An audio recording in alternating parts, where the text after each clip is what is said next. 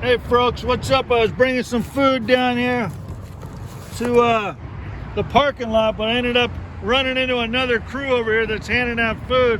How you guys doing?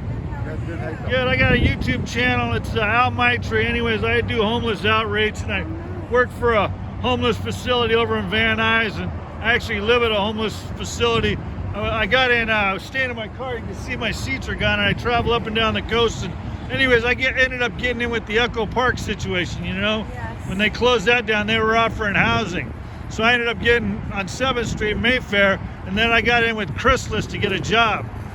So I got extra food, yeah, travel up and down the coast, helping out, do what I can, you know, cleaning up at Venice, and just different areas, you know, and trying to address, you know what I mean, like people, yeah, they address the homeless situation and trying to come up with some solutions and stuff. Yeah.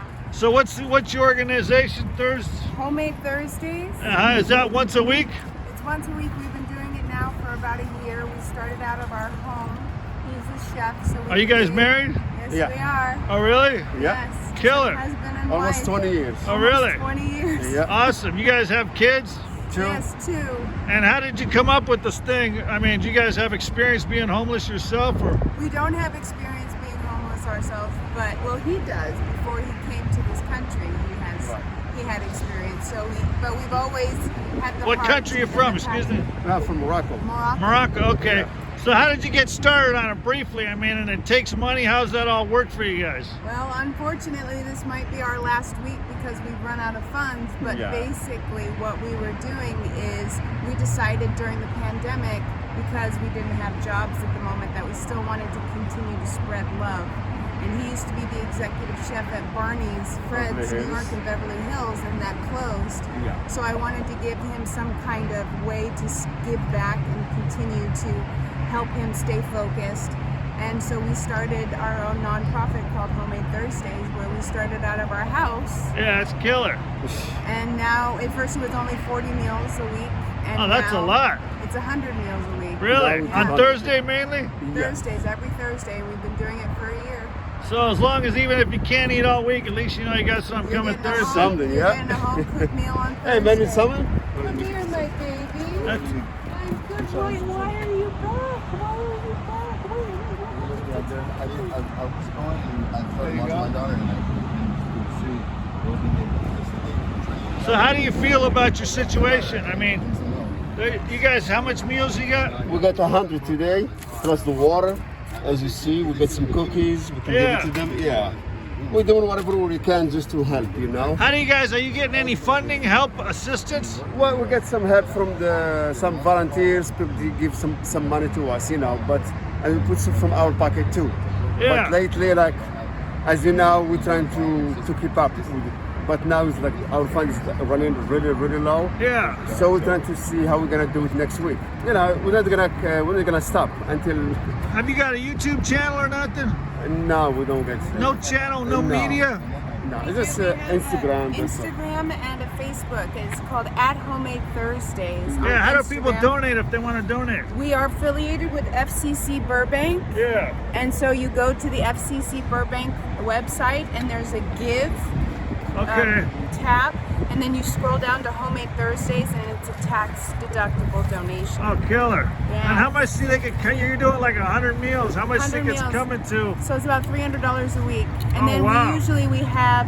So my car is usually filled with toiletries, Yeah. and then the pastor of the church, his cars are usually filled with food and water. But unfortunately, the pastor was not able to make it with us this week. Yeah. So we were just like, we're gonna bring food no matter what. Yeah. So we have food and water and some cookies today. How do you find your locations? I mean, you don't go to MacArthur Park or what? We don't go to MacArthur Park. We stick normally around the valley. San Fernando Valley? San Fernando Valley for right now. Sometimes we go as far as Hollywood, Yeah. but we don't have. We want to make sure that we have enough funding and enough food to be able to go to the places where we go, so that everybody has a meal, everybody has a home cooked meal. Yeah, how do you feel about people in the homeless situation? Like, it used to be more crowded in this parking lot, and you Yes, see it like was.